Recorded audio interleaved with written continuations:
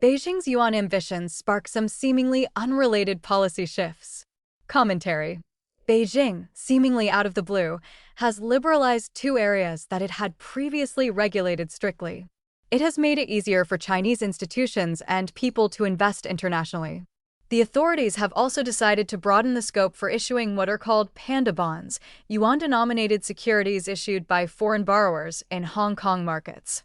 Though these actions seem rather distant from one another, both aim squarely at Beijing's management of the yuan, keeping it as cheap as possible to support export growth and promoting the currency's use internationally. The links involved here have a few twists and turns, but the flow is clear nonetheless. The starting point is China's huge trade surplus. It reached a record dollar equivalent of $1.19 trillion in 2025, and as of July this year, the most recent period for which data are available, it hit a monthly record of $112.5 billion. Because China sells so much more overseas than it buys, more yuan flow into the country than flow out, creating something of a shortage of yuan in global trading circles and accordingly putting upward pressure on the yuan's foreign exchange rate. Over the past 12 months, the yuan has appreciated by 6% against the US dollar.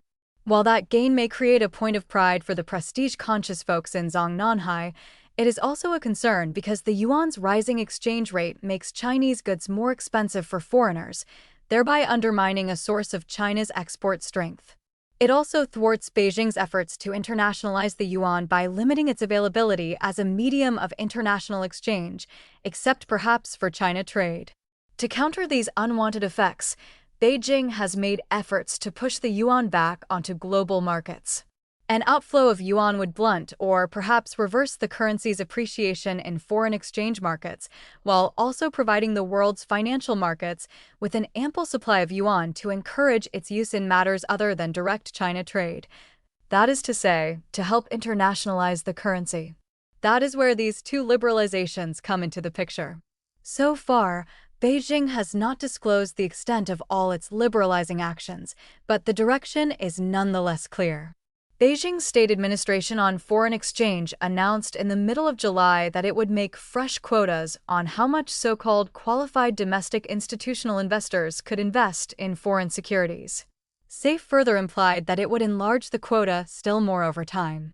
Such an outflow of yuan could do much to reverse the implications of the trade surplus. And these funds offer considerable potential. QDI assets rose by some 57% in 2025 to 833.7 billion yuan. Although SAFE's Director General Xiaoxing stated that the enlarged quotas would better support and meet the legitimate and compliant overseas securities investment needs of domestic residents, which is no doubt true. He hardly disguised Beijing's primary motivation when he added that the decision was mostly to advance the two-way opening of China's financial markets, in other words, the internationalization of the yuan. An increase in the issuance of panda bonds would have similar effects. With foreigners issuing yuan-denominated bonds, that is, borrowing yuan, more and more of China's currency would enter international markets, holding back the rise in the yuan's foreign exchange value and encouraging its use in global finance.